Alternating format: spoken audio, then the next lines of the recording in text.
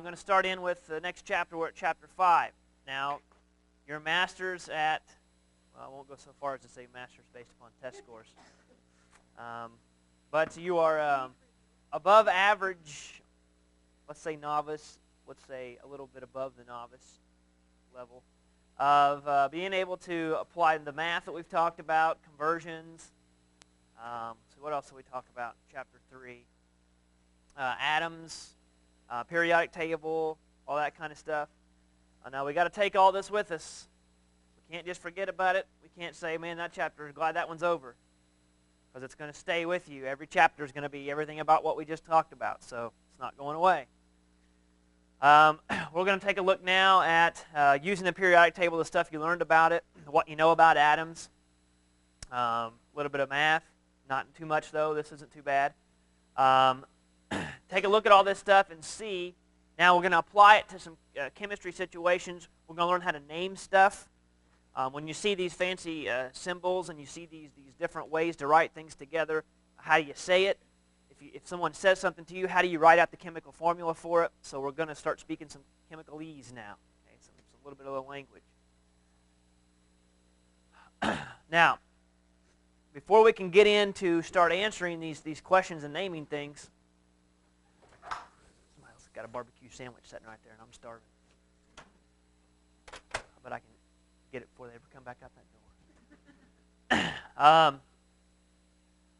And we're going to go through. At first, it's going to be it's going to be a lot. Okay, it's going to be a little overwhelming at first. But as I'm going through these slides, instead of trying to memorize each and everything on this slide, realize that what I'm doing is explaining all the steps, and then we're going to go into a problem. And when we get a problem, we're going to apply these different steps, and it'll start making more sense. You'll start seeing how these things turn from words into actual concepts. Okay? And it won't be that bad when we get to that point, I promise. At first, don't try to memorize everything that I'm saying here. Just get a general idea. Follow me when I say these things. And keep up with me. Don't try to necessarily get ahead. Don't try to retain it all. Just stay with me as I'm going through some of this, okay? Okay. We already know this. I already told you what the difference between atom and molecules are. Molecules are when more than one atom come together, okay? Now, there is a difference, however, between molecules and compounds, if we ever get there. Compounds are when two or more elements come together. In other words, two different types of atoms come together. Okay, I'll give you an example. One oxygen, that's an atom, right?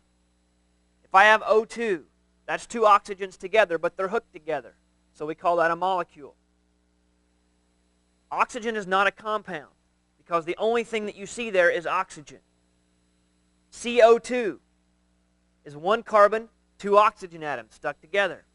It's obviously not an atom, it's several atoms, right? So therefore it makes a molecule. Is it a compound? Yes, it is, because it's two elements, two different types of atoms are coming together. So what you can glean from this is that all compounds are molecules, but all molecules are not compounds, okay? All right, what you're looking at here, by the way, is elemental sodium, right here, elemental chlorine. In other words, this is just pure sodium atoms. This is pure chlorine atoms, both extremely toxic. Put the two together, and you put it on your food. Okay, so we know that the properties of this compound are very different than the properties of the individual atoms that made this compound. That's very important to keep in mind. Okay. Take sugar, for example. We eat a lot of sugar in our diet. Carbon, if you had just pure carbon, sugar is made of 3 different types of atoms. Okay, somebody stuck out there? They're afraid to knock or what? You got to knock. I can't hear you. They were just laughing at you. They weren't even going to help you in. All right. If you take carbon, for example, sugar has C's, H's, and O's. Look at carbon by itself. You're writing with it, some of you right now. Graphite is carbon. Coal is carbon. Diamonds are pure carbon. So what's the difference? How come a pencil's worth nothing and a diamond's worth so much? It has to do with the arrangement, the geometric positioning of the carbon atoms. They're very nicely and geometrically positioned from one another in a diamond, and that takes a lot of pressure and a lot of time to make that occur. That's why diamonds are much more valuable than pencil lead. It's not lead, right? It's graphite. So it's carbon, not PV in your pencils. Hydrogen. And you wouldn't think about eating coal. It doesn't sound all that appealing. Hydrogen is actually an extremely flammable gas. If you don't believe me, go look up the events of the Hindenburg. And when that giant airship exploded, it was filled with hydrogen gas. Oxygen is also a gas in the air. It's obviously very flammable as well. Put these three things together and you eat it, and it tastes good. Okay? You wouldn't eat any of those things by themselves. I guess you could eat oxygen if you really wanted to. You just walk around with your mouth open. All right, so what we're saying here also is what's called the law of constant composition. If you have a sample of a compound, okay, if you have a pure substance, sorry, not a sample, if you have a pure substance. Now realize a pure substance, all that means is that whatever it is you have, you only have like one atom present, or else you have one type of molecule present. You don't have several things mixed in together. Like for example, water. Pure water obviously has two different atoms present, right? It has hydrogen and it has oxygen. But we can say that it's a pure substance because the only molecules that you see are H2O molecules. There's nothing else in there with it if it's pure. Okay? So pure substances, realize that can be like atoms, like that picture of elemental sodium. It was nothing but Na atoms. That's a pure substance.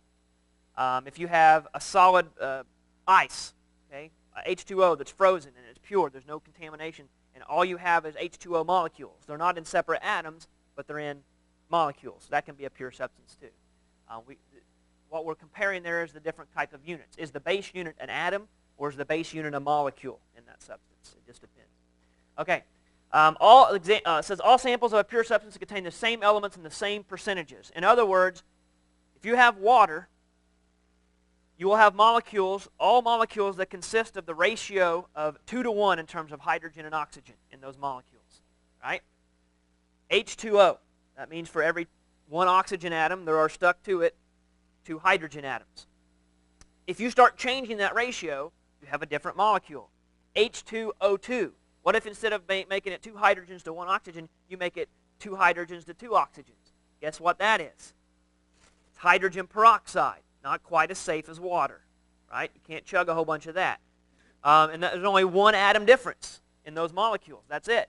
It's the same things present. It's hydrogen and oxygen, but the fact that they are arranged in 2 and 2 as opposed to 2 and 1 makes all the difference in the world. Okay? So we're saying that all samples of a pure substance contain the same elements and the same percentage. If you had H2O, everything in there, you would find all the sample. If you had one sample of water, you would find a ratio of 2 to 1 for hydrogen to oxygen, and the molecules would be designed as such. If you had a bottle of hydrogen peroxide, if it was pure, which is hard to do, your store-bought hydrogen peroxide is actually about 3% hydrogen peroxide. But if it was pure hydrogen peroxide, it would be H's and O's present, but in a ratio of 1 to 1 or 2 to 2. You reduce that to 1 to 1. Okay? So H2O2. Okay, now mixtures are different than pure substances, right? Mixtures are going to have variable composition. If I mix two things, if I mix something together, I've got something here, some sort of aqueous solvent or some kind of liquid or whatever, and I mix something in with it and I stir it all around. It could be that I take a little piece from it right after it's all good and stirred around. You can never perfectly distribute everything in there, right? I can take a little sample from here, pull it out, and count all the atoms. I may find, say it was salt water. Say I took water and I took salt, I dissolved it, and I spread it all around, and I picked a little piece right here. I pulled it out and I counted. I may count a little bit more sodium than I do water in this case. And if I pulled a piece from over here and I looked at it, I may find a different number in terms of how much sodium and how much water is present in those two spots. You can get an average all the way through, but you can hopefully you can realize that there's no way that it can be absolutely perfectly distributed all the time. So mixtures are going to have variable composition. Okay? The amounts, the samples that you have could vary a little bit in terms of how much of each thing that you have present. Okay. Consider this. If we decompose water by electrolysis, what's lysis mean? To break apart, to separate. Electro means we're using electricity to do this. You can do this lab at home if you want.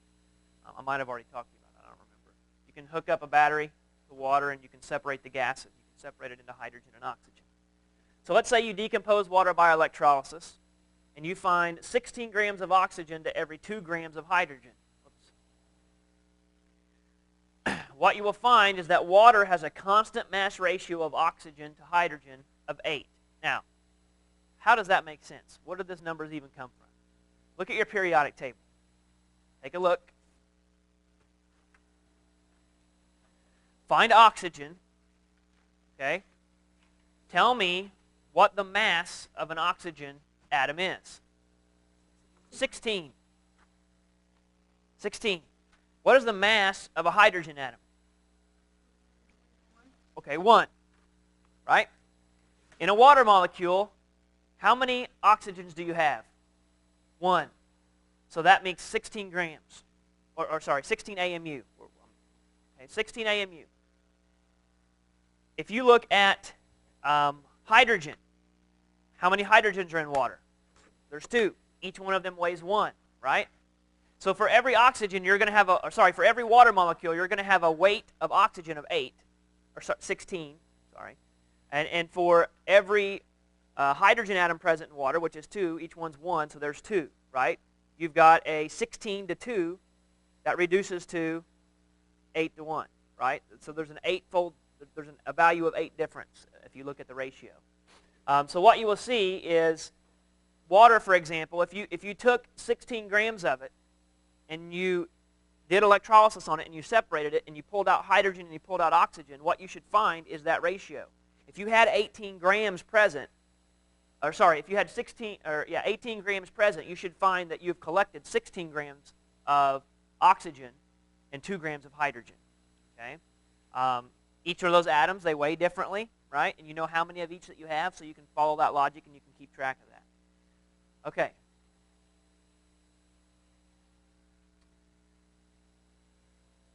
Now, if you have a compound, you're bringing 2 different elements from the table together, and you're creating something, and you're making a compound. The smallest piece of a compound, if I have a lump of something that's a compound, the smallest functional piece of that compound is what a molecule is. Okay? We know that a molecule comes about from 2 or more atoms coming together. So if I have some sort of compound, like sodium chloride, that's salt. If I have some sort of compound, the most basic unit that I can find in that, the smallest piece that I can break it down, we're no longer at that point. For example, if I take salt, NaCl, and I strip it down to the most basic unit, and I get Na and Cl next to each other, realize that if I split that, I no longer have salt, by definition. So that means the smallest I can go and still have that compound is just NaCl. That's what I'm saying here. The smallest piece of a compound is a molecule. Now, we know that the smallest piece of a molecule would be an atom, right? But that's not what we're asking. We're saying this particular compound. Okay, so every molecule in that compound, if you have a big lump of it, there's a ridiculous amount of actual molecules present because they're so small. But every single one of those molecules will all have the same number and type of atoms in the same ratio. All right. So that means every sample. If I have a sample of, I don't know what, a sodium carbonate. Okay, if I have a sample of sodium carbonate, somebody over there has a sample of sodium carbonate, someone over here has one, realize that it's all the same stuff. It doesn't matter. Okay, it's by definition, wherever you go, every sample is always going to have the same ratio of those elements of that same compound. Okay. Now, what we can take that a step farther and say is that every sample thus that exists for this compound is all going to behave the same way. They're all going to have the exact same, they're going to react with the same stuff, they're going to behave the same way, they're going to undergo the same types of changes and reactions because they're all the same. They share the same atoms and the same ratios. All right. So, this takes us to, chemical formulas for things. How do we write these chemical formulas? How do we turn chemical formulas into names? So it's going to be very important that you can follow me on all of this, and you can go back and forth because you'll see here pretty soon in the lab, you'll have to do this. You don't know how I'm going to label containers. I may have it in chemical formula. I may have it in words. You may have to go between the two. I'm going to assume on tests from here on out, especially after this exam, this is not something I'm going to ask you about again. It's going to be implied with all the questions that you receive. So if I say 2 grams of iron 3 nitrate react with 2 grams of sodium bicarbonate, what reaction will happen? You've got to say iron 3 nitrate, what's that? Blah, blah, blah, and you've got to come up with it. You've got to write the formula for that so you can keep track of what's going on. So it's going to become very important. You'll be able to do it, I promise. Okay? All right. Okay, so what you're going to do is take this compound of interest. You're going to describe it by describing the number and type of each atom in the simplest unit of the compound. Okay? So you're going to find out what the simplest unit is in this compound. Then you're going to determine what atoms are present and in what ratio are those atoms present to one another. Now the units can be molecules or ions. What's the difference? Not everything, as you will learn in a later chapter, when 2 things come together, there's one of 2 ways they can come together. They can come together because they have opposite charges, or they can come together and sort of hold hands. They don't really have, sort of have the same charge, but they can overlap. Maybe you learned the words ionic and covalent bonding in some of your other science classes. You can have an ionic bond, which means you have something positive, something negative, and their opposite charges attract each other. Or you can have a covalent bond wherever they're not attracted to each other through their charges, but I'll show you why later. They can come together and sort of share their electrons and hold hands and hold themselves together. That's a much stronger bond when that happens. So if the first is the case, where you have opposite charged things coming together, those individual things are called ions, right? They're charged atoms that are coming together. So that's what I said, that the simplest unit could be ions, or it could be actual molecules. Like that's what you're going to get whenever you get like overlapping things. I'll show you with all these with examples if it's not making perfect sense right now. Just hang on. Okay. Obviously, each element is going to be represented by its symbol, and you should know at least 30 or 31 of those by now, if not more, because you had to take the quiz over some of the common ones. Whenever we write the number of atoms that are present in this, remember, what you're writing now is the simplest atomic arrangement of the molecules of this compound that you're concerned with. Okay, what is the base unit? What things come together to form the simplest thing that cannot be destroyed anymore from this compound? Okay, the number of atoms is going to be of each element will be written to the right of the element as a subscript, right? You've seen this all before, so you should know this. I'm just defining the rules now. So if you have 2 iron atoms, you would write big F, little e, okay, big F, little e, and then down here to the bottom and the right of the e, you would write 2 if there's 2 of them. Okay, if there's only 1, you don't write 1. You just leave it blank. I know that if you write the symbol, that means there's at least 1 of them. Now. Oh, good. We're back to polyatomic ions. They won't go away. They will never go away. So, if you did not do well on your quiz, which some of you did not do well on your quiz, realize that is not over. And you will need to take that quiz, and regardless of whether or not you've already taken it for the score, you're going to have to go back and make sure that you know those things that you missed, or you're going to be suffering for the rest of this time together, for the rest of our time together. All right, polyatomic groups. If you have one of those, realize that what polyatomic ions are like, for example, chloride or chlorine. Look at chlorine on the periodic table. It belongs to a group known as the what?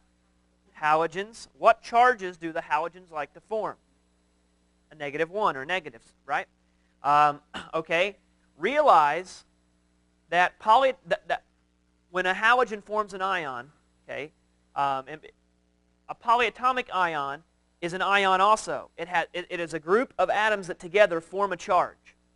One of them doesn't form a charge by themselves, but they work together to form the charge. So if chlorine, for example, forms what's called a chloride ion, it has a -1 charge, realize that when you have nitrate, what's nitrate? Polyatomic ion nitrate. NO, NO3, -1. Come on. Nitrate, huh? Okay, the question was, what was nitrate? What was the formula for nitrate? Nitrate's NO3 negative. Okay, NO little 3, -1. Realize that that's all those together, N and 3 oxygens all hooked together, that's what makes up a 1 negative charge. Like chlorine, for example, makes a 1 negative charge. That group of atoms, that N and the 3 O's together, they make a 1 negative charge collectively.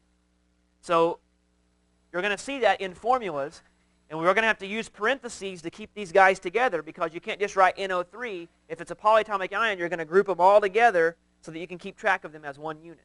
Okay, one little piece. I'll show you what I mean. All right, take for example this. Here's an easy one we all know we're comfortable with. Water, right? You want to get smart, call it dihydrogen monoxide. Okay, water is H2O. What does that number mean?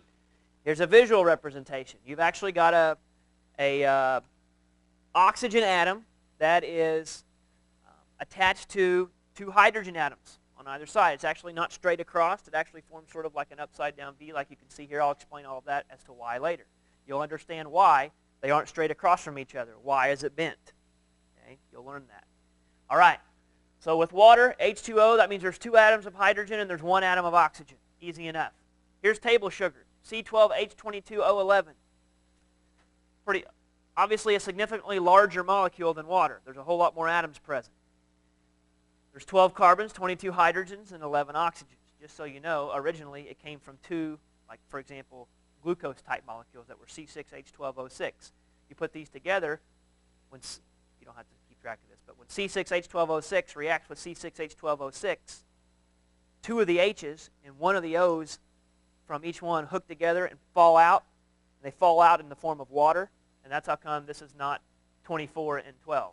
There's a water molecule missing that came from the reaction of those two. It's called dehydration synthesis, if you haven't heard that before in your other classes. It doesn't matter. All right. Now, how do you know which one, if you have two atoms coming together, and you say, okay, I know I got one of these and one of these, how do I know which one to write first? Okay, I'm going to generically say typically what we write is the most metallic element first. Okay, but that doesn't help you too much because what if you have two things that are metals? How do you know which one's more metallic? I'm going to teach you that later. So for right now, just use this chart that's supplied. Realize two things. Number one, if you have, so this is where you're going to have to know your periodic table, what your metals are and what your nonmetals are. If you have a metal and a nonmetal, you always write the metal first. Okay? Just like you would read and write. The metals are on the left side, right? So the nonmetals are on the right side. So you would, just like you read from left to right, you would write the metals first and the nonmetals second. Now, the problem becomes whenever you have two things hooked together, you'll never have two metals hooked together. But what you could have is two or more nonmetals hooked together. They form these covalent bonds that I was talking about. If you happen to have two nonmetals that are hooking together, how do you know which one to write first in the formula? You go in this order, okay, down here. For right now, that's all we're going to deal with, so don't worry about the rest of it. Like if you have ammonia. Anybody remember what the formula for ammonia is? That's ammonium, NH4 positive. What's ammonia?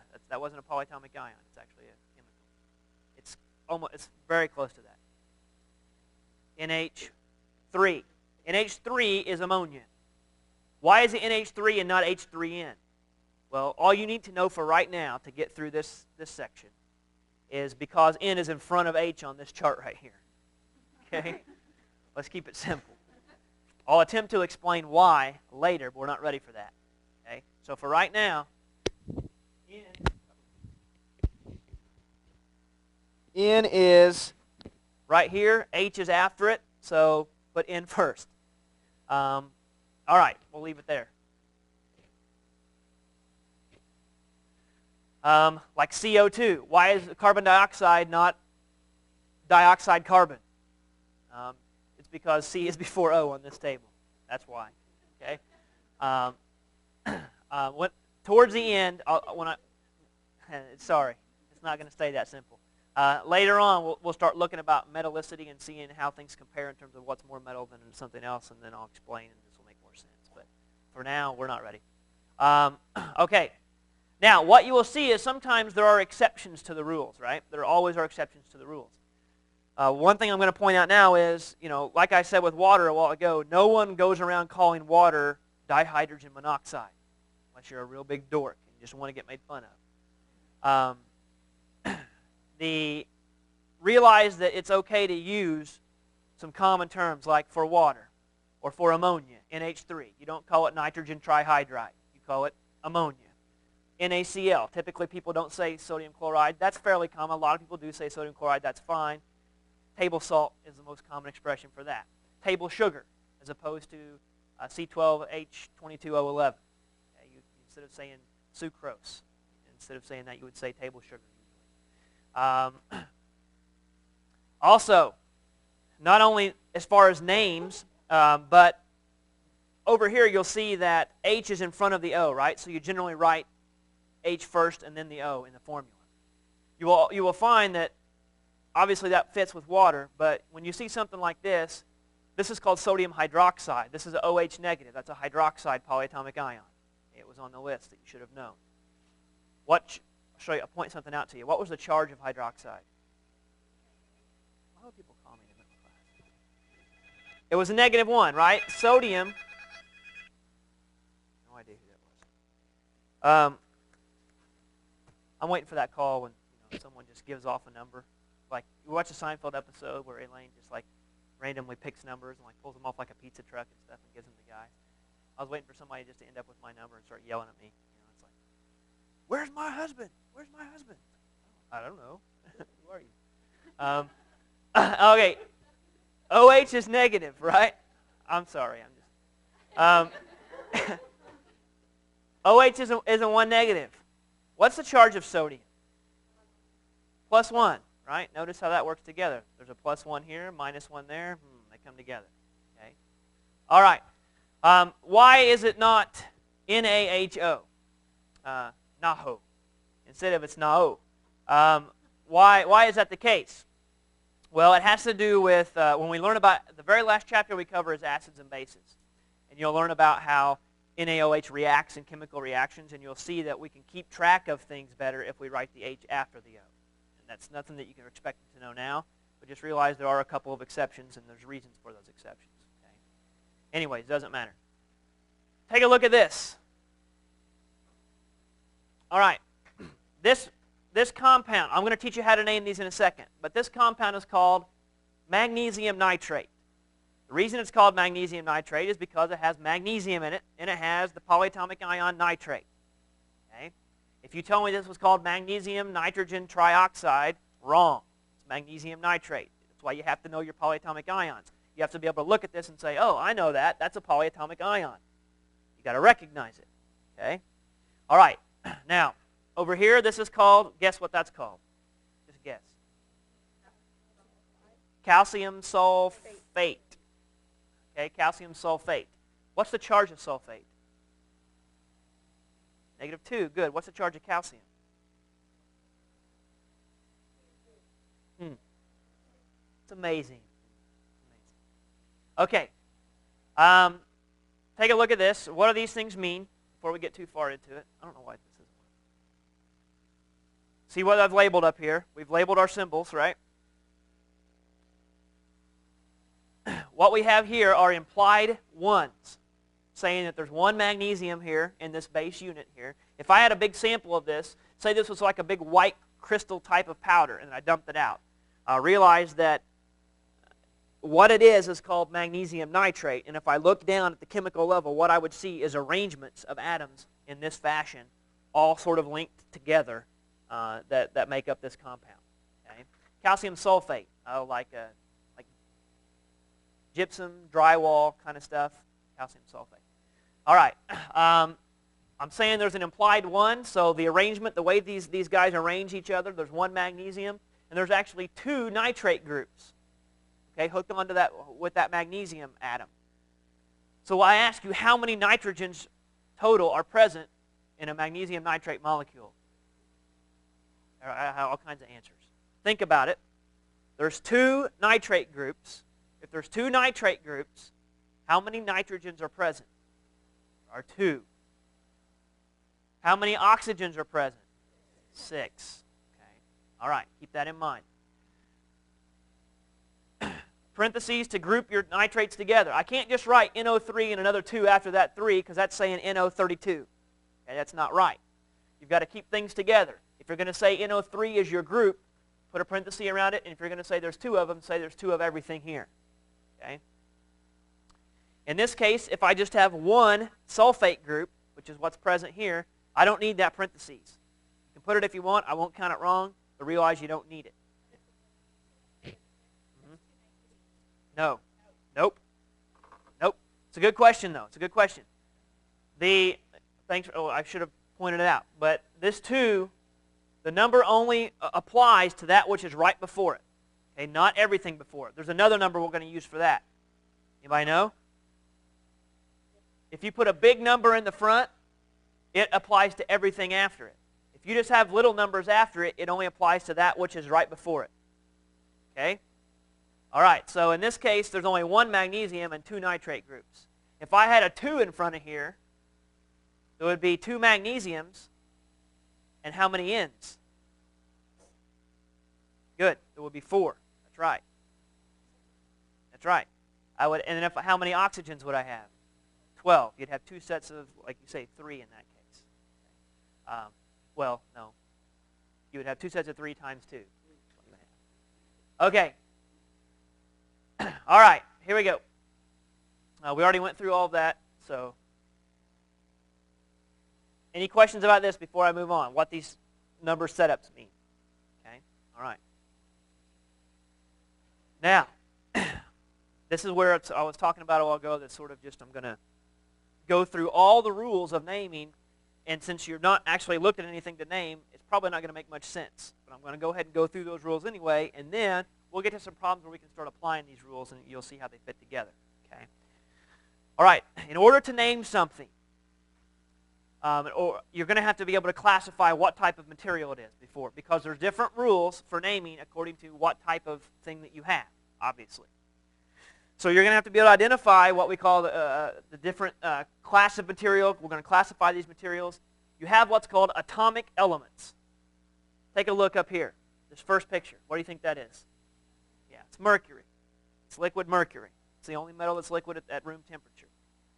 If you looked at liquid mercury, you would see the only thing present, there's no molecules present, it's not bonded with anything else, all you have are mercury atoms sort of loosely gravitationally attracted to each other. Okay? So all your base unit there are atoms, individual mercury atoms. All right? This is called an atomic element, elements whose particles are single atoms. The particle involved with this thing, right, it's not a compound, right? It is not a compound. It is an element all by itself. It's an atomic element. Its particles are made up of individual mercury atoms, so that we call that atomic elements. So what then is the difference between what we call atomic elements and molecular elements? The fact that we use the word element means there's only one type of atom present, right? Mercury was the only thing present. Take a look at this one right here. Let's say that's chlorine. What's the difference between this picture and this picture? That's exactly right. One's atoms and one's molecules. What is the same about these is that each one is pure. There's only one element in each one of them, right? Here you have elemental mercury. However, it's in atomic form. Here you have elemental chlorine. That's the only thing present is chlorine. But it's in molecular form. It's actually a bunch of pairs of 2 chlorines stuck together, right? You can see that there. We call that a molecular element. It's still a pure element. There's nothing else present besides chlorine, but it's in molecular form. Okay? There are a few, I'm going to point this out a little later if we don't get to it today in the next part of this lecture. There are certain things on the periodic table that form molecular elements. They do not like to sit alone. If given the option, if they don't have anything else to react with, if you put them in a container like this, they'll just react with themselves and form pairs. They don't like to be alone. Okay? So molecular elements are like this. Atomic elements are like that. Okay, so let's use some pictures here. Okay, molecular compounds. We're dealing with molecules, right? Not atoms, molecules. What's the difference between this one and this one is the fact that there are 2 different types of elements present, right? And here, this is actually dry ice. This is carbon dioxide. So you can see that black ball there is carbon, and there's 2 oxygens associated with it. Now, it is a pure substance. There's nothing else present besides carbon dioxide. We're going to call this as a compound, and it's it's hooked together in the units of molecules. So we're going to call this a molecular compound. So keep this straight. We've got an atomic element, molecular element, and we've got a molecular compound. Lastly, we have what's called an ionic compound. The difference between these two is that these guys are sort of holding hands, overlapping, and sharing. This down here is called an ionic compound because it is a compound. It's made of two different types of elements. Say it's sodium chloride. You'll see green dots and you'll see blue ones. Each one of those represents a different type of atom. One's sodium, we'll say, one's chlorine atoms. They come together in a nice, perfect geometric arrangement. What they are ions, however. Sodium is positively charged. Chlorine is negatively charged. They come together, they form a structure like this, and that's called an ionic compound. Okay? Notice that CO2 is made from two nonmetals. They don't have opposite charges, right? Since they don't have opposite charges, they are not ionic. They don't form ions. They don't form charged atoms. Instead, they just make covalently bonded molecules that we call molecular compounds. Here, these are ionic compounds. This is a dead giveaway. It's easy to spot an ionic compound because what do you think is always present in an ionic compound? A metal and a nonmetal. That's exactly right. If you see a metal listed, almost guaranteed it's going to be an ionic compound. If you see no metal listed and you've got some sort of molecule, you've got two or more different types of atoms stuck, different elements stuck together, and there's no metals present, chances are you got this. Okay? You're going to have a molecular compound. All right. Here's what I was talking about. There's a few things. I guess I didn't know it was this soon. There's a few places on your periodic table where molecular elements pervade. You've got what's called the rule of sevens. These are called diatomic molecules. They like to form molecules of two atoms stuck together. Okay? Notice where they are. Mark them on your table. NOFCl, Bri, and H. Mark them. They're listed up here.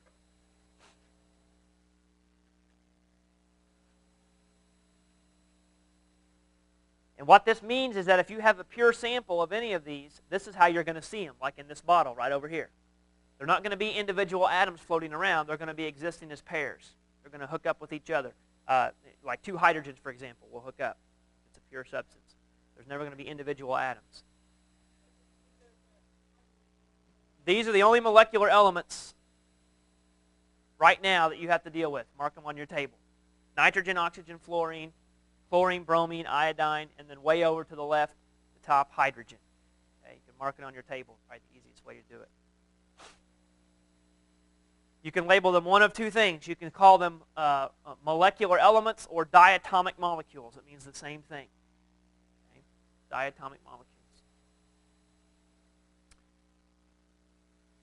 So notice, that's why oxygen. If you have a pure sample of oxygen, you don't call it O, you call it O2. Because you know now that oxygen is actually a diatomic molecule. It is a molecular element that, if given the opportunity, it will react with itself to form little pairs in a pure sample. Okay, so the rule of seven, so you can remember this, like for a test. There are 7 of them total. You can count them. These 6 form a number 7 on the periodic table. Okay? And then you've got hydrogen by itself way over here. It kind of tells, it goes through that. It actually starts with the atomic number 7 for nitrogen. Okay, so nitrogen is atomic number 7. So the number 7 starts with the atomic number 7. Okay, NOFCl, Bri. And then don't forget about hydrogen tacked on at the end. Okay. All right. This is making me mad. Just put a new battery in it. See if it'll make a difference. Okay. Already mentioned this, right? Molecular compounds, 2 or more nonmetals. If you have a metal present, you're going to have an ionic compound.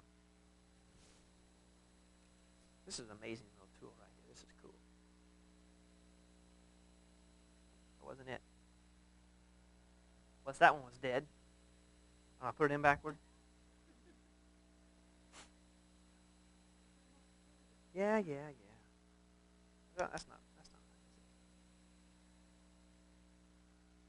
Oh yeah, put it in backward. Good one. That's what's wrong.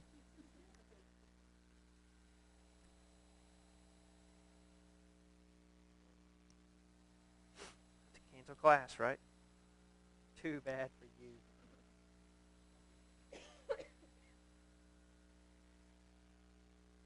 Now I don't remember which one's the new one, which one's the old one, but oh well. All right, smallest units of molecule. I'm getting really mad.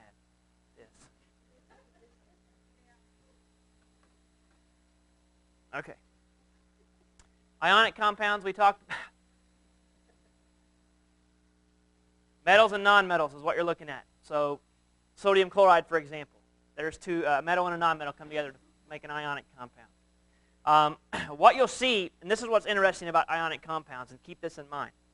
We don't call, like when NaCl come together, see how they're arranged? They're not really in molecules. They're not like an Na and a Cl hooked together floating around. They're actually arranged in like a three-dimensional lattice structure. You know what lattice is? Like the cross stuff people put underneath their porches or whatever. Imagine a solid cube of lattice. And every place where those boards intersect, every intersection point, is where an atom would be. Okay? If you had this nice geometric cube like you see here, what you get is a whole bunch of sodiums and like mixed in with a sea of a whole bunch of chloride ions, but they position themselves next to each other. And for every one sodium that's present in that sample, there's going to be one chloride ion next to it somewhere. Okay? It's a little bit different than a molecule. They're not like tightly one-on-one separated from the other stuff. They're actually all hooked together in this big block type of structure. Okay? But we go ahead and call it NaCl because that's the formula unit, we say. That's the simplest ratio of everything that you see here as far as one-to-one, as far as what ions are present. Okay. So what we've talked about so far are pure substances. We talked about you can have elements or you can have compounds. You'll see at the end of these lecture notes there's a big flow chart. If you have it on a little slide, probably what you want to do is go online, find that slide, and print it out as one big slide. There's a giant flow chart at the end that deals with naming, okay, somewhere towards the end. Yeah. It's not all the way at the end, but it's close to the back. You'll see a big flow chart. You probably want to print that out and as a separate page and keep track of that because you're going to use that sort of to answer all these types of questions. I leave it at the end, though, because I talk about all of it first, and then I give you the flow chart. Okay, so find out, okay, if you've got a pure substance, you can either have elements or compounds to be pure. If they're elements, you can have two types. You can have atomic elements, you can have molecular elements. Like, here's neon all by itself. In the other picture, it was mercury. Here's neon, it exists as individual atoms. Molecular, here's oxygen. Pairs, like this. Only oxygen is present, but they're in molecules. So that's a molecular element, atomic element, both of which are pure substances. Okay? Another type of pure substance is what's called compounds. We could have molecular compounds, like you see here, or ionic compounds, like you see here. This is going to come from a metal and a nonmetal, resulting in this array of ions that you see positioned next to each other. Over here, this is going to come from two nonmetals, where they sort of share with each other and form these tight bonds. Okay, a little bit different, but you can see the difference between them. Okay, don't look. You tell me what the answers are. Don't look down, look up. Okay. That doesn't mean you close your eyes. Aluminum. Is this an atomic element, molecular compound, or ionic compound? Easy one. Atomic element, aluminum chloride. Okay, I heard these last two, molecular compound or ionic compound. Which one is it and why? Ionic, why? Aluminum's a metal. That's right, so we've got a metal and a nonmetal. Chlorine, what is it? Molecular element. Acetone. That's right, there's no metals present, right, so it's not ionic. It's molecular. It's a molecular compound. Carbon monoxide. Molecular element. Compound, molecular compound. Cobalt. Atomic element. Good. Okay. Okay, here we go. Stretch you out, stretch the brain a little bit, do some naming. Now that you got everything you need to know here, okay? Kind of perk up a little bit, sniff some fresh oxygen, wake up a little. Stay with me now. Here we go. To find out how to name something, the first thing you want to find out about your particular sample is Is it going to have, am I going to sound stupid if I try to name it some fancy way? Do I look at H2O and call it something special, or do I just say that's water? Okay? That's the first step. Save some face here. Is it one of the exceptions? Here's the exceptions that we'll go with so far. There's plenty more, but let's just stick with these for now. Okay? Oh, back. Here's just 5. That shouldn't be too hard to remember. You should know these. Okay? This one's easy. This one's fairly easy to remember. Ammonia. Ammonium is different. Ammonium means you have an extra hydrogen. What charge does hydrogen like to form? +1. So if you bring in something that was charged neutral, you bring in something positively charged, that's why you have a polyatomic ion called ammonium, because it's got an extra positive charge on it with an extra hydrogen. So ammonium is an H4 positive. Ammonia is an H3. Don't call it nitrogen trihydride, call it ammonia. Methane is CH4. Now, the way that we name organic type of compounds is very different. We'll not be discussing that in this class. Okay? Save that for organic chemistry. Methane is natural gas, the main component of human flatulence as well. Okay? Table salt, NaCl, you know that one. C12H22O11, table sugar. Don't worry about sucrose. That's an organic chemical anyways, and it wouldn't go by our naming schemes anyhow. But it's just another example. Okay, now, what you have to ask yourself once you've decided, is it a common name? No. Okay. What major class of compounds is it? We talked about these classes. Now we have to apply them. What major class of compound is it? Is it ionic, or is it going to be molecular? Now realize, we're only talking about compounds here because you don't have to worry about how to name elements. That's easy. They're already on the table. If you have Cl2, it's called chlorine. If you have Fe, it's iron. We don't have to. There's no naming scheme. It only gets tricky when you start pulling things together, two different things together. That's what we're talking about here. So if we have some sort of compound that we have to name, we got to know first of all whether it's ionic or molecular. Okay, what are we looking at? If it's ionic, what am I looking for? A metal and a non-metal. That's right. Okay. So come on, stay with me. We've already said this. Okay, so once you decide that, what type of compound it is, what major subclass of compound is it? What do I mean by that? I mean, come on. I haven't mentioned these yet, but that's okay. Now's where I'm going to mention it. Something called binary ionic. Guess what binary means? 2. So in other words, is it going to be like NaCl? Is it going to be two things with opposite charges coming together? Okay. Or is it going to be ionic with polyatomic ions? In other words, will it be like what's sodium nitrate? Will it be sodium, a sodium ion, and a nitrate, polyatomic ion group? Those two things come together. So you have to know, am I going to have binary, two different things off the periodic table? Am I going to have something involving an ion with another polyatomic ion? That's the second group here. Is it binary molecular? In other words, is it two things that are a molecule, like CO2, for example? Is it a binary acid? A lot of stuff here. Remember, is it a binary acid? Guess what? The key to finding out whether or not you have an acid. The other one, hydrogen. Hydrogen is the key to discovering whether or not you have an acid, because what an acid will do is release its hydrogen, and that's what makes it dangerous. A base is going to be the other one. It's going to be hydroxide. It could be. Not everything that has a hydrogen is going to be an acid, but everything that is an acid will have a hydrogen. Does that make sense? Okay. So that's one of the keys that you would look for. Is it an oxyacid?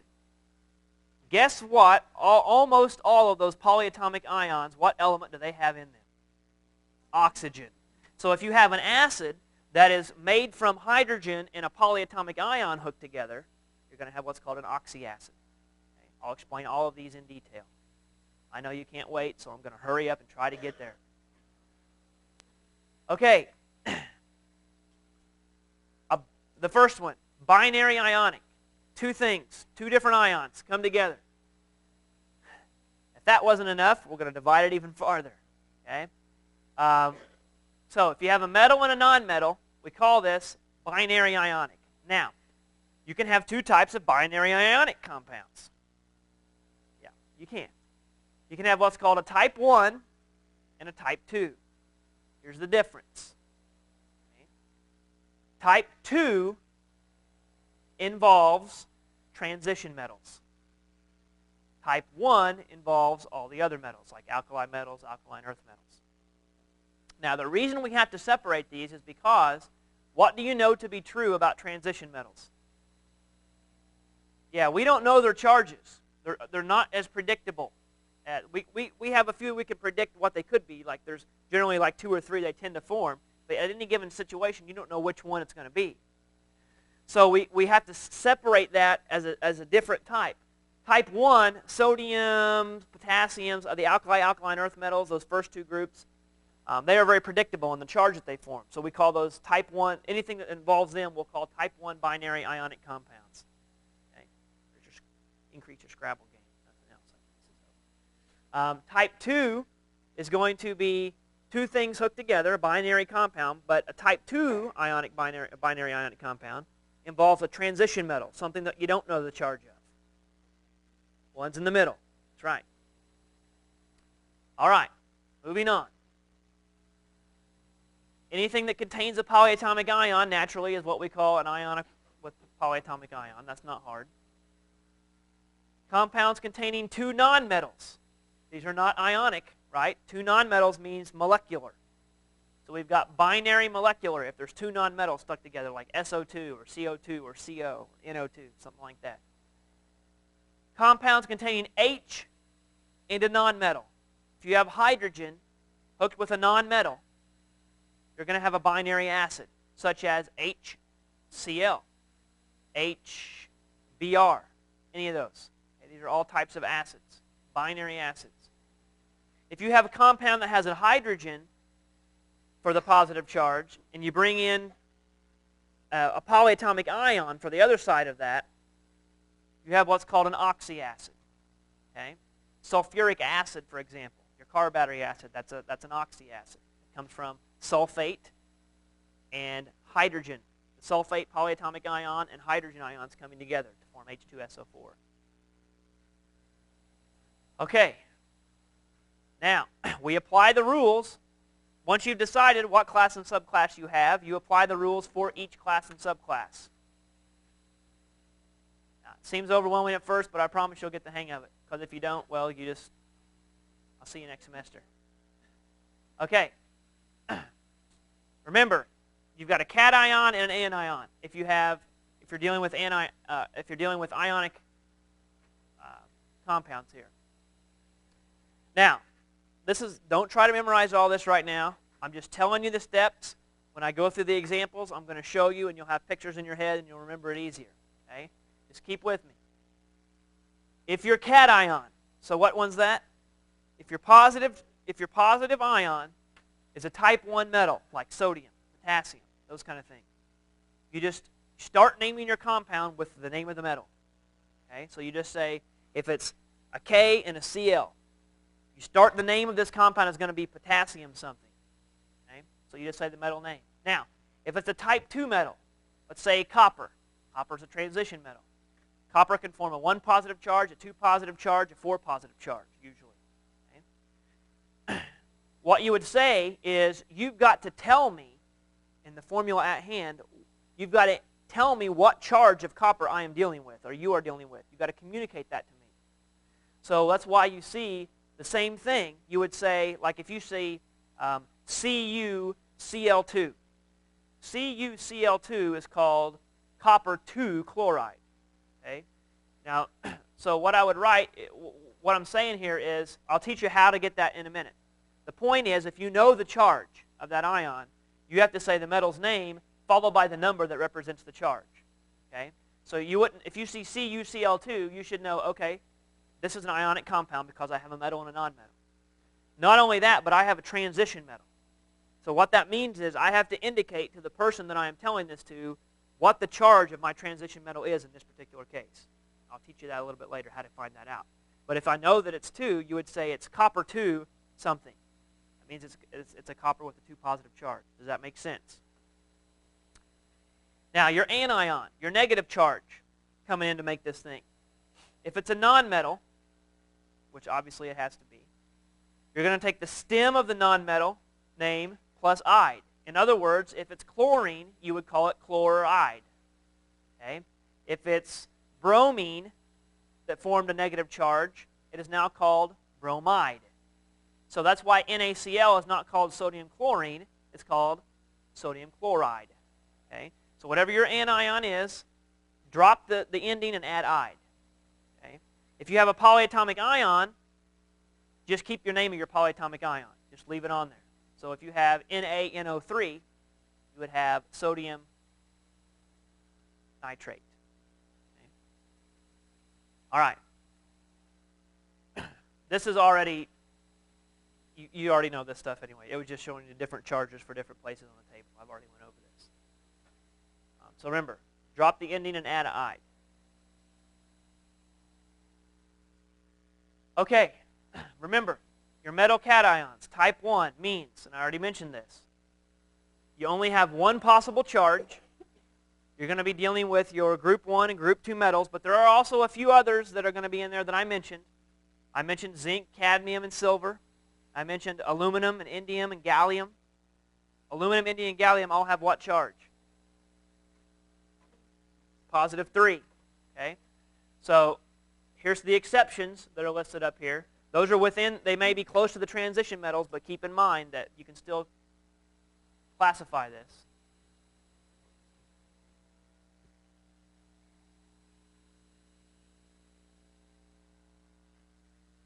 Okay, so here's our flow chart starting to come about here. We've got ionic compounds. Is it type 1 or type 2? It depends on the type of metal that you have.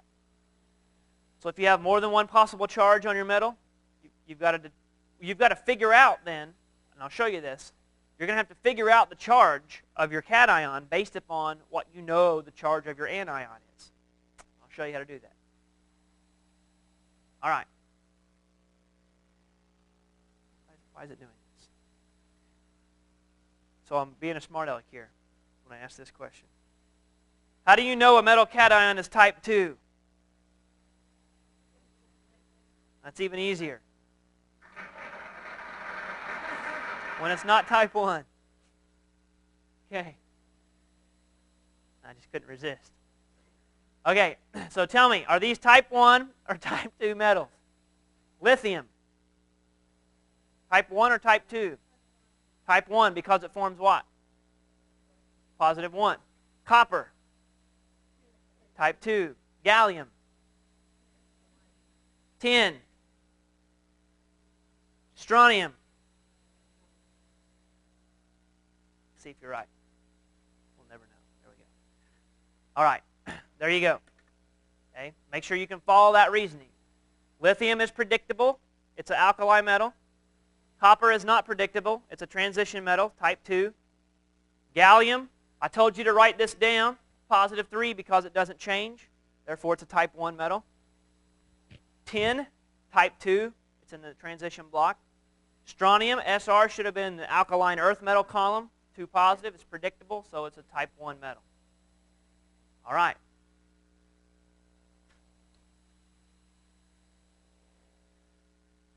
All right, so here we go. It says contain your type 1 binary ionic compounds. Contains a metal cation and a non-metal anion. Duh, we already know this. Okay, you'll take the metal and list it first, and then you will name it. If you look down here, this is how you're going to name it. You've got two things present. Okay, you've got a metal and a non-metal. That's what makes it a binary ionic compound. You'll take the name of the cation. Just if it's type 1, you just list the name of the metal. You don't have to say metal and a number. You just say the metal. Then you'll take whatever anion is hooked to it, you'll drop the ending, and add "ide" instead.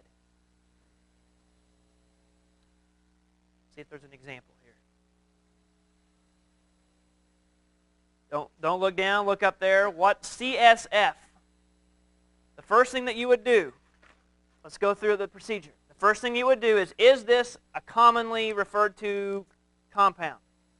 No, it's not. So we move on. Is this molecular or is it ionic? How do you know? It's ionic. Why? Because cesium is a metal. Now, is cesium a type 1 or a type 2 metal? Type 1. I already gave it to you in the problem. Okay? So it's a type 1 metal. So how would you name this without looking? How do you think you would name this?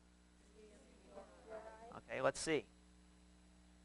No, not one of the exceptions. Type 1 ionic, right? We've got a metal and a nonmetal. Oops. Binary ionic. So, as you can do, you're not thinking about this. You start just kind of just getting it in your head. That's why I wanted to get to the examples. So you're right. It's type 1. This is bugging me. Cesium forms a positive 1 charge.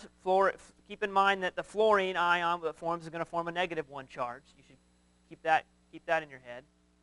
So you would just name the cation, like you said, cesium. Then you would name the anion, drop the ene, and add ide. What is this? Someone got their wireless connection going?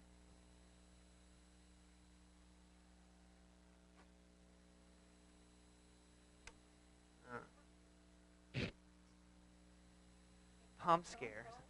They're threatening me. It's like 24. It's episode of 24 right now. All right, so yeah, cesium fluoride. I'm going to start getting mad and like slamming people against the wall and yelling at people. Jack Bow. Okay, now what if it's type 2?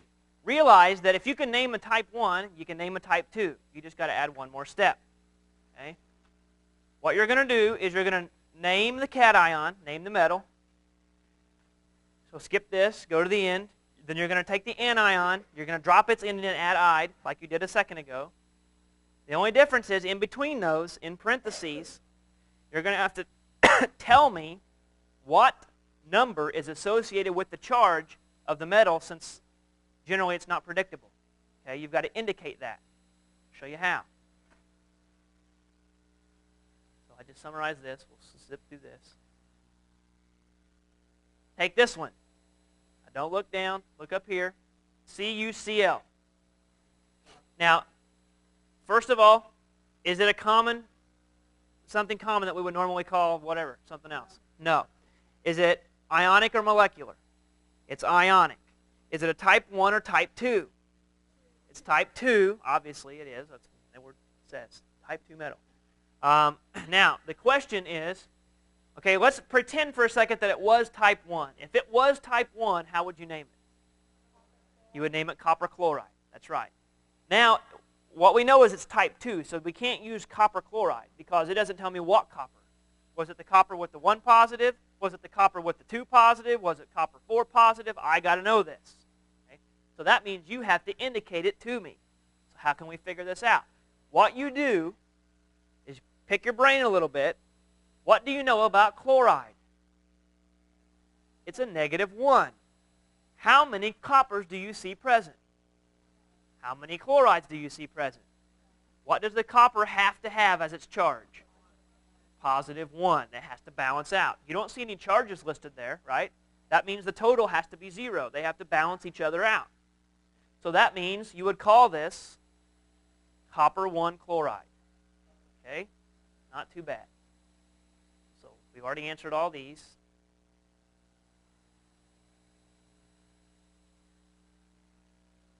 See if we were right. And we were. Copper 1 chloride. You follow that. Okay. Let's get tricky. Let's look at some sort of gold sulfide. Okay. We don't know what, when I say multivalent cation, what I mean is a cation that can form several charges. That's what that means. Okay?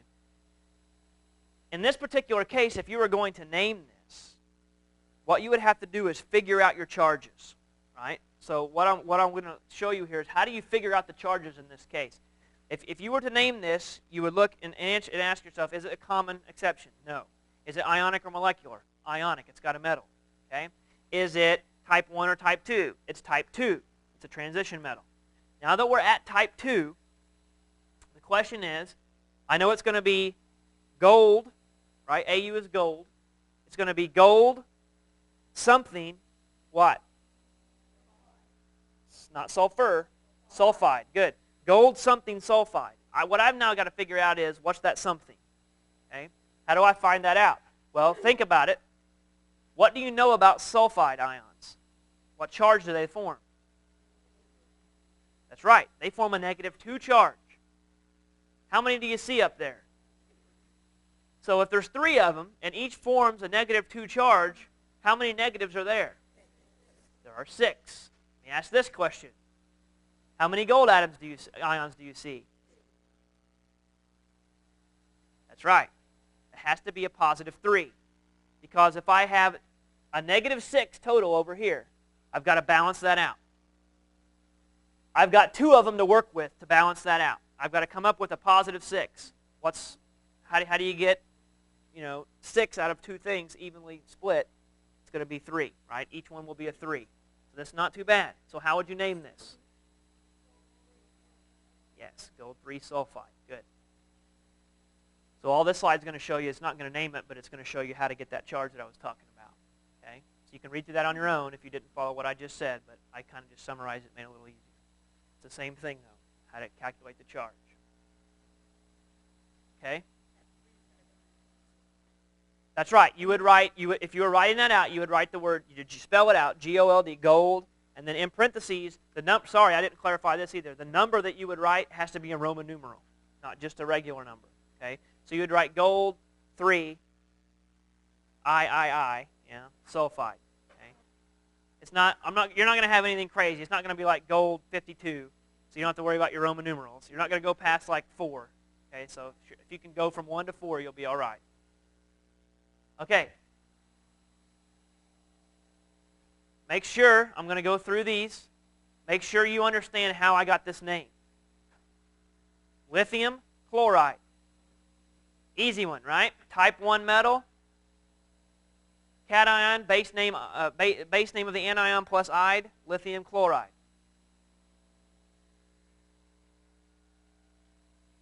AlCl3, aluminum chloride, for the same reasons as aforementioned. Okay? You've got obviously an ionic compound, so you're going to have the name of the metal and then anion with ide. The only thing you've got to decide is it type 1 or type 2. I had you box in aluminum and say that it was constant. It was a 3 positive. It's going to be a type 1. So you don't have to say aluminum. If it was type 2, how would you name it?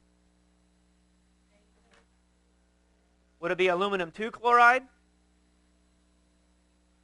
Let's think about it. If we had to name this as a type, now remember, this is not type 2, so don't get confused. The name of this is aluminum chloride. It's type 1. If it were type 2, how many chlorines do I have? 3. Each one has a charge of what? A chloride ion has how many? -1. So my total negative is 3. 3 minus. I've got to balance that out. So what would I have to put after the aluminum charge would have to be 3 positive, right? So you would call that, when you wrote it out, you would say aluminum 3 chloride. Now don't do that for this one because it's a type 1. It's not a type 2. But I'm saying if it were a type 2, what you would do. Okay? Questions before we get too far into it? What about PbO? We know 2 things are present. We know it's lead. This is why now, hopefully you can see the merit in having memorized those elements now, because you're going to need them. Otherwise, it's going to spend way too much time looking this crap up. You know it's lead, and you know it's oxygen. So you know that it's a ionic compound. It is type 1 or type 2. It's type 2. You can tell by the name, but I'm going to go through the reasoning process. It's type 2. So you're going to have lead, something, oxide. Okay? We've got to figure out what that something is. How did I know that that was a 2? My oxygen has a -2. If my oxygen has a -2, what has to be the charge of that lead to balance it out? +2. Okay? So it's lead 2 oxide. This is interesting because I use the number 2 down here, but this is not lead 2 oxide. This is actually lead 4 oxide. Why? Same reasons. Think about it. We know it's a type 2 ionic compound. My oxygens, though, I don't know what lead's charge is. You've got to indicate that to me. You've got to figure it out. O2. Each oxygen has what charge? 2 negative. You've got 2 of them. So what's the total negative? Negative 4. You've only got one lead ion present that you have to use to balance out this negative 4 charge, so what charge does it have to be? 4 positive, so you call it lead 4 oxide. Easy enough, right? See, you thought it was going to be hard. I'm going to stay with this, okay? Mn2O3. We're going to actually use this in one of the experiments this semester. We do a cool experiment where we decompose and rapidly evolve a lot of oxygen. It can get kind of dangerous, so be careful. Manganese 3 oxide. Now think about why. We don't know what this is. We don't know the charge. It's a transition metal. So we have to go off of our anion. O3. That means it's a total negative charge of what? Negative 6. My positive charge thus has to be a positive 6, right? I've got 2 of them, so I would split that charge equally in 2, right? So I would have, each Mn would have a charge of a 3 positive in order to balance that negative charge out, so it's manganese 3 oxide. Zinc chloride. Is it type 1, type 2? It's type 1. Zinc is one you boxed in that kept a constant charge. Okay? That's why you're going to have to get used to those ones that you boxed in. Remember those. Okay? There's no parentheses. There's no type 2 here, so you don't need to indicate, I know what the charge is going to be. So you just call it zinc chloride. Exactly the same reasoning on this one. Okay? Silver chloride. It only forms one charge. You don't have to indicate it to me. Okay, I'm going to do this slide, and then we'll call it quits. What if you have a compound containing a polyatomic ion? Remember, I said you don't have to do anything fancy to the name for the polyatomic ion. You just leave it the way it is. Okay? You would name your naming process is exactly the same as before, except you're just sticking in the polyatomic ion names instead. You already seen all these. You know them. You love them. So I'm going to skip that. Okay? So let's skip these slides. This talks about the polyatomic ions that you already learned. Let's look at this. Then we'll quit. Let's name this. Na2SO4. Is this type 1 or type 2? Type 1. Remember, we go off our metal. It's sodium, type 1. So it's going to be sodium something. That's it. No something in the middle, just sodium something. The question then is what? Do you say sodium sulfur oxide? No, you do not. What you do is realize you had to memorize your polyatomic ions for this very reason, and you look at it and say, SO4, I know that. It's sulfate. So you call this sodium sulfate. Okay? It's not a special exception or anything like that. Stay with me. I still got a minute left on that clock. Yeah, I said on that clock. I didn't say on actual time. I said on that clock. That's what I start by. That's what I end by.